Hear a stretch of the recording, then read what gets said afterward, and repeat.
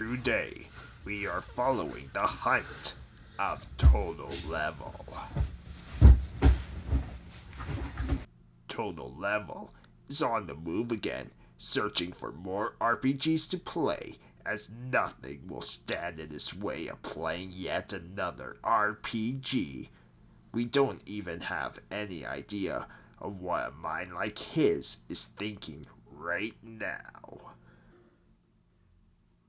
How am I so cold? It's plus 30 Celsius out. Gotta solve this mystery. Okay, that's just weird. Who gets cold during this heat wave? While it's now confirmed that Total Level is crazy, we will observe from far back to see which RPGs he's hunted down in the last few weeks. Please watch from a safe distance.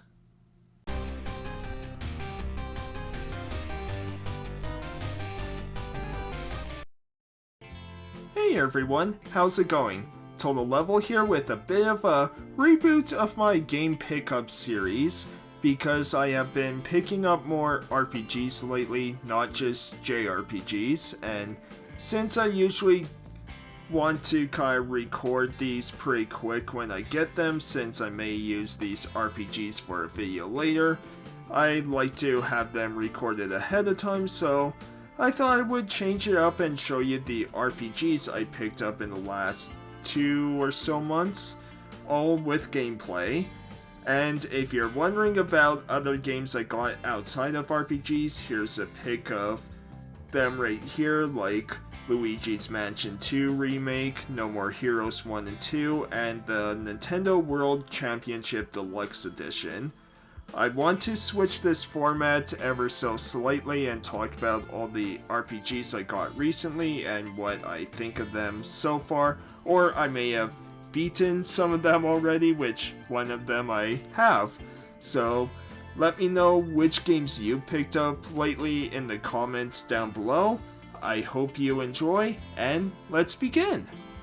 First up, I have the Legend of Heroes Trails Through Daybreak. So yeah, this game I already beat it a couple weeks back and everything. Really enjoyed this. I love the new character of Van. I love just his personality and yeah, his love of desserts and sweets and everything, and how easily he gets bribed through that. I love this Calvert arc, and yeah, it's just the Trails games, man, they do such a good job of connecting all these storylines together and bringing so much nostalgia through each entry, yet at the same time allowing new people to kind of get accustomed to the whole series, as this one isn't a bad one to start with if you're new to the whole Trail series and kind of see what it's like, especially because there's a demo of it, right? A long demo too, like a 10-hour demo, as just super fun. Combat is really thrilling.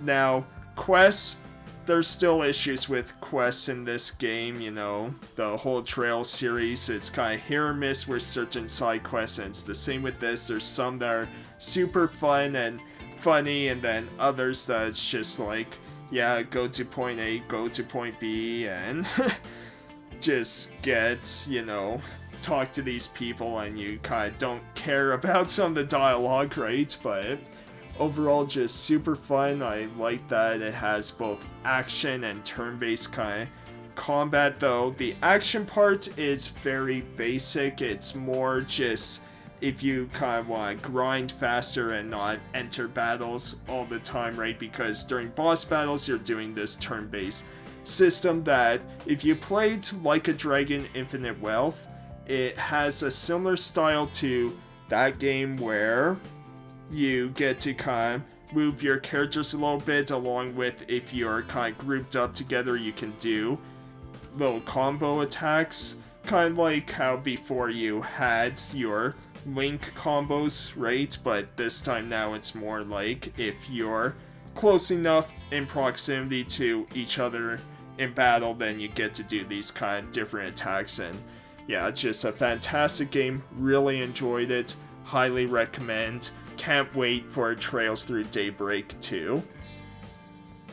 Next up we have Contact. So I talked about this game a little bit not too long ago on my Earthbound inspired games. Recently picked this up. It looked very interesting. Suda 51 game, so you know you're in for a weird time as, yeah, you're helping out this scientist who kind of is fleeing from this space battle, crashes onto this planet, and enlists you, this young boy, for help, and kind of breaks the fourth wall because the professor is talking to you, the player, about, yeah, using a DS to control everything, so you get a bit that fourth wall break. And you know, very interesting that the top screen is this kind of pixel art animation character models, where the bottom screen is all hand-drawn, and yeah, it's a bit off-putting.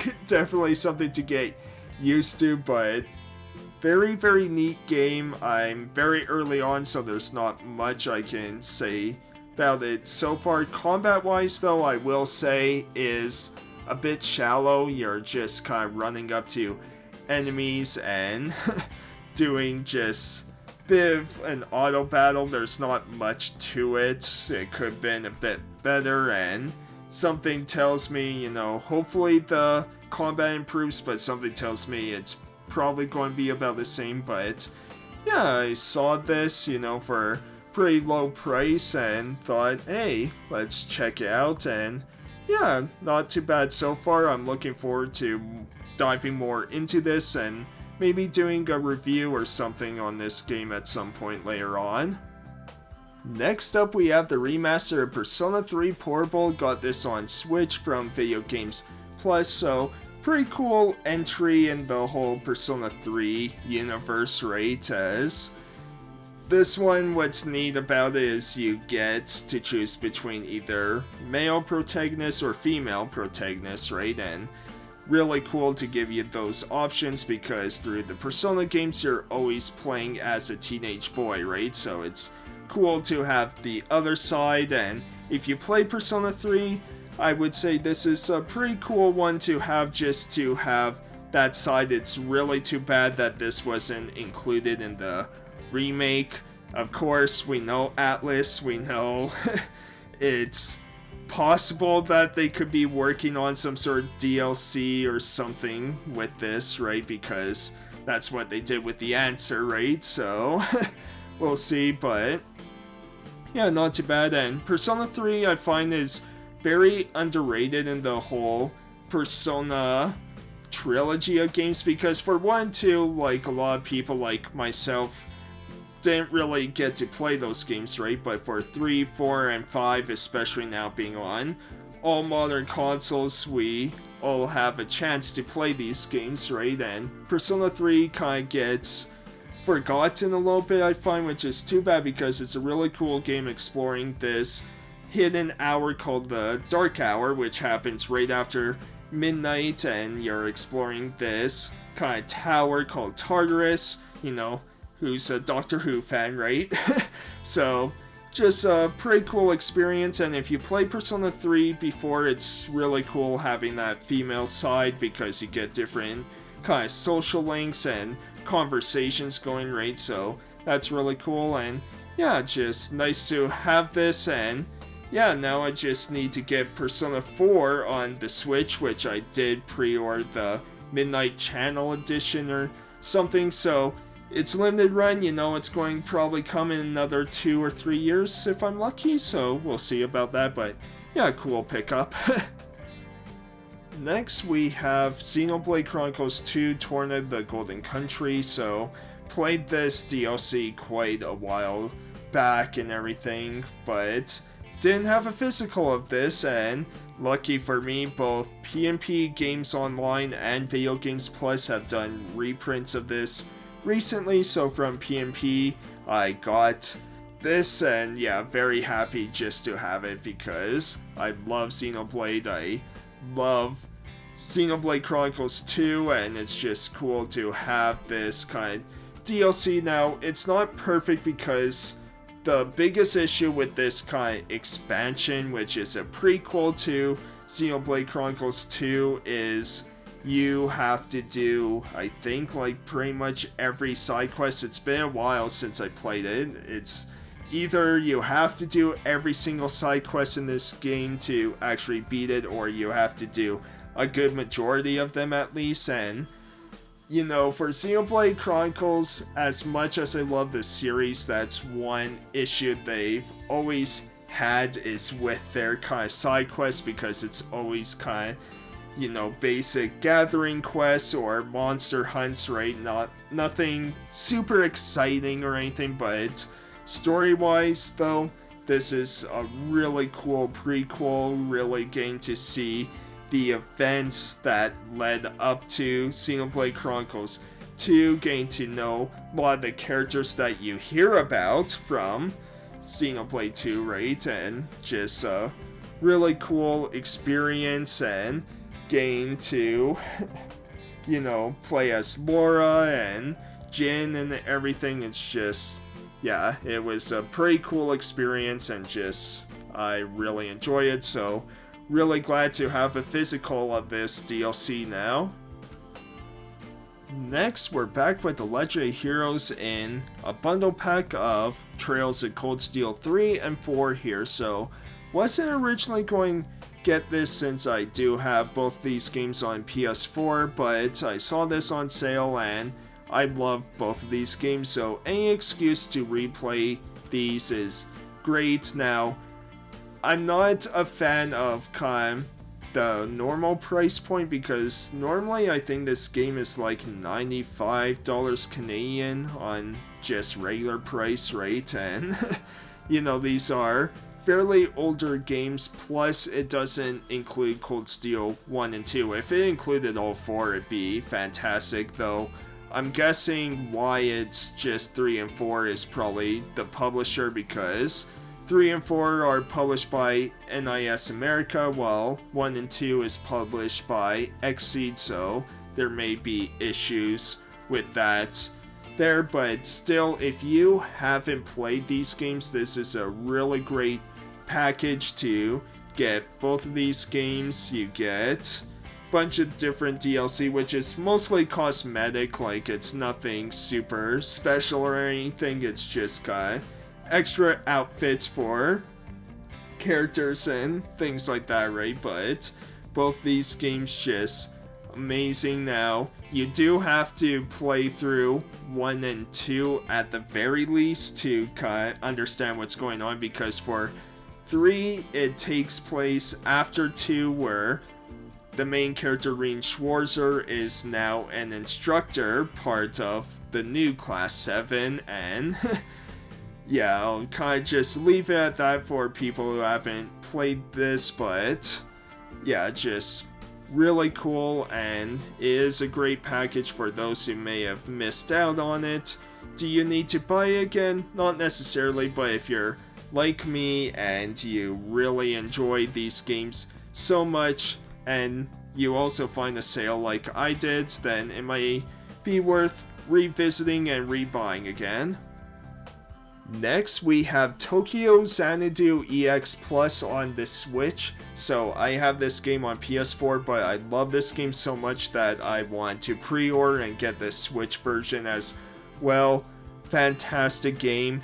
Any JRPG fan out there, this is a must-have. If you love Trails, Ys, and Persona, then yeah, you need to check this game out. It's one of the most underappreciated, underrated JRPGs ever made, and anyone who has played this game will completely agree with me, most likely, because it's just fantastic. As a lot of people would compare this to Persona meets Ys, and the reason for that is it has a lot of those Persona elements where you're playing as high school students who, after kind of each chapter, you start getting more and more people join your cause, right? And you're going into this other world, these eclipses, kind of like Persona does with things like Persona 3 with the Tartarus, or the Midnight Channel and things like that, the palaces in Persona 5, right? So you get kind of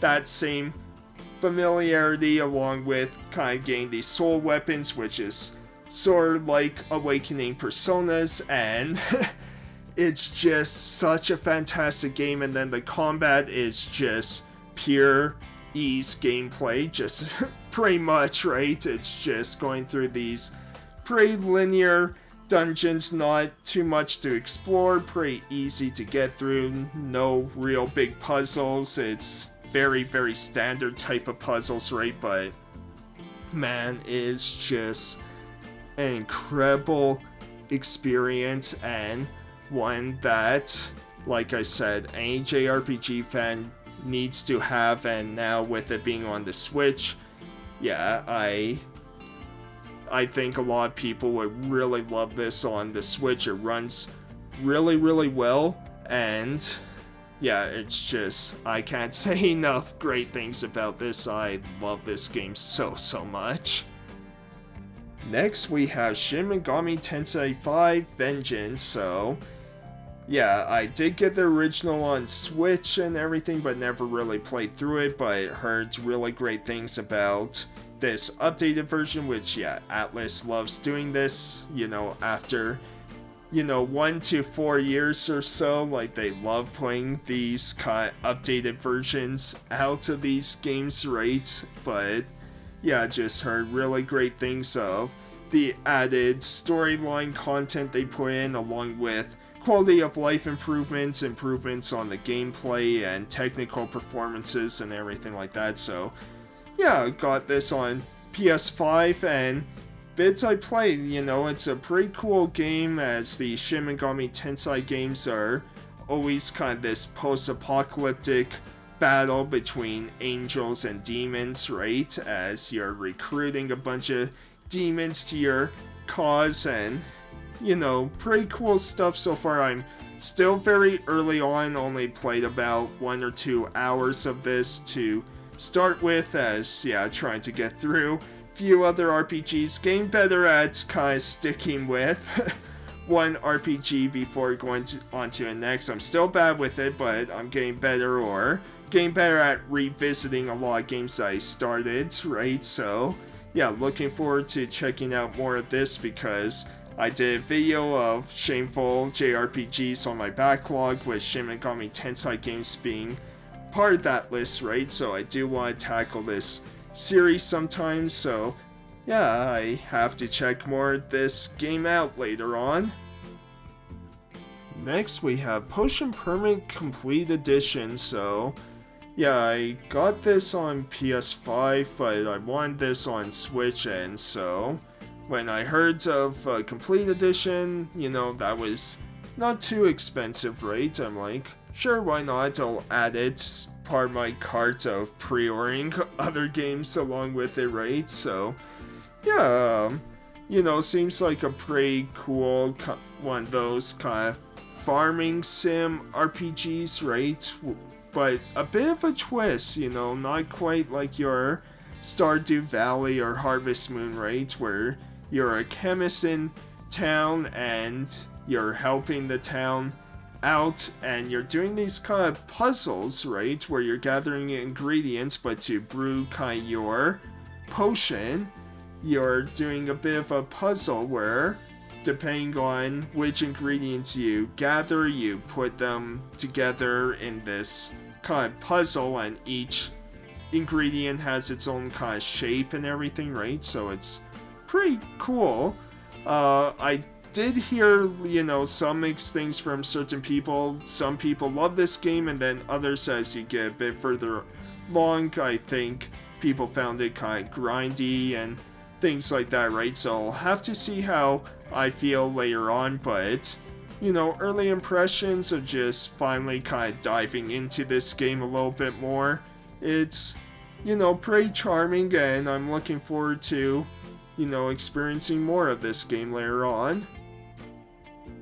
Next is the remake of Paper Mario: The Thousand Year Door. So yeah, one of my favorite GameCube games ever, so I really want to get the remake of this. Glad to have it, but yeah, haven't played too much of it because I have played the original, right? So this will probably be on the backlog for a little bit, but I did want to check out a tiny little bit just to see the updated or remade kind of visuals, right? And everything like that. I love that they still kept that noose in Rogue Port. I always found that so weird of Nintendo to have that in the game, so it's really funny to still have that there. And yeah, not too many big changes or anything. Like, one of the early ones I noticed is just the beginning of the game. Now when you start, you get the prologue of Peach coming into town, where I believe, from memory, if memory serves me correctly anyways, on the GameCube, that if you didn't press any buttons, it would open up and kind of show you Peach going into Rogue Port and gain the treasure map, right? But in this one now, it's just part of you starting the game, right? So that's cool. And yeah, just a charming experience. I'll have to play more of this at some point, but I'm just so happy that a lot of people are going to get to play this just chill RPG for the very first time. It's not perfect. There are some issues, especially with one part of a certain penguin and a train that is very draggy. Like, it's not terrible, but for a lot of people, man, the pacing, and I know for this game too, they did do a lot of quality of life stuff, especially with the backtracking, because that was a big issue with the GameCube version. But yeah, I'm just really happy that so many people are going to be able to play this game now for the first time, because it is a fantastic RPG. Next, we have Fantasy Life, and I'm so happy that I got this game. I played a tiny bit of this game many years ago as a friend of mine had it, but I never really got to dive in and play it. Obviously, I could do emulation, and obviously, yeah, that's what I used to record the video, but you know, it's just really cool to have this type of game physically and to experience that on the DS, because this was a game I've always wanted to play for a long time, really want to dive in, as it's just a cool idea of, you know, this RPG where you get to live the life that you want to live, right? So you got your typical classes of, you know, your kind of mages and warriors and everything, but I thought it'd be fun to just start out as a cook, right? And you know, this is a game that I'm interested to see, like, how the different classes and everything kind of changes up, because just playing as the cook, it's quite fun of, you know, cooking all these meals for different people and the little mini games you kind of play, right? So just early on, I'm really enjoying this. This is something that I want to cover on my channel later on when I dive a lot more into it, because I want to kind of share my experience with this game, right? Which I'm also thinking possibly streaming, though I've been having trouble trying to get like 3DS emulation to work properly through just even recording videos at times. So yeah, probably won't stream, but I do want to do a video on this, because yeah, already I'm just having so much fun with this little handheld experience. And saving the biggest pickup for last, my physical copy of Baldur's Gate 3 on PS5 has come in. So at the start, I'll just show kind of the whole video of everything that this collector's edition or deluxe edition came with, and then show you the gameplay. But wow am I loving this game so much already. No wonder why people have been praising it so much. You don't have to be a Dungeons and Dragons fan or anything like that to enjoy this experience is just wonderful, because even starting out, like, I made a wood half-elf rogue, and there's so many options where my rogue can also disguise into other creatures, and I'm just like, oh man, I could already see myself making like 80 plus different characters because of just the possibilities you get to make, because, you know, obviously with these kind of RPGs, you have kind of your main story, where this one you're captured and you're infected with a parasite that would turn you into this mind flare, right? So you, along with other people who've been captured who have these parasites kind of living in their brains, right? You're trying to hopefully find a doctor to remove that parasite and cure you, right?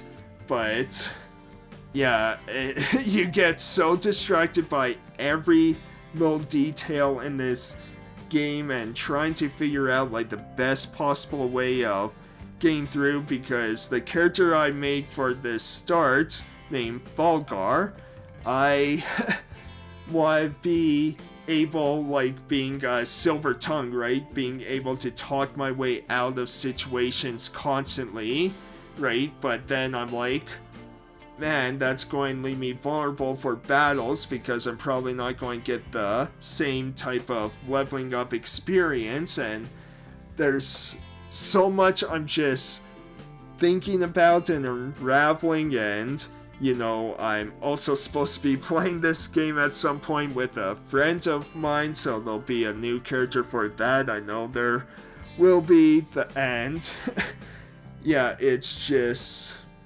it's already such an overwhelming fun experience for me. Like, I'm overwhelmed of just, what do I do next? How should I tackle this situation? You know, and thinking like, oh, if only my character could do that. Like, should I make a character who could do that? But then I'm going to miss, you know, the character I'm playing as doing their kind of abilities, right? And just the relationships you make, and I don't know, like, it's so hard to put into words what this game is meaning to me. I'm so glad that a physical is now coming out, you know, because before physical it was just Japanese only, right? Which was published by Spike Chunsoft, which is kind of neat in itself, right? But yeah, having this physical and all these goodies and this big game, like, yeah, I'm loving every single minute of it. Sorry for going on this rant, it's just like, I love this, I love talking about this, and I can't wait to experience more and more and more of this game. And so those are all my recent RPG pickups. I hope you enjoyed, and I hope you enjoyed this new small change in the format. It's still pickup videos, but I wanted to focus more on the RPGs since I tend to play those first and get to, you know, usually talk more about them, right? Compared to other games that I pick up and get, right? So I hope you enjoyed, and every game that I've shown here for the gameplay and all that, I'll put in the description down below so you can check out the games for yourself. And like I said, let me know what pickups you got recently yourself. I hope you enjoyed. Thanks so much for watching, really appreciate it, and I'll see you next time, everyone. Thanks, have a great rest of your day. Hey everyone, hope you enjoyed the video. If you did, be sure to leave a like and comment, and subscribe if you want to see more, or if you just want to see any of my skits and then nothing else and leave the video, that's fine too. Thanks everyone, take care.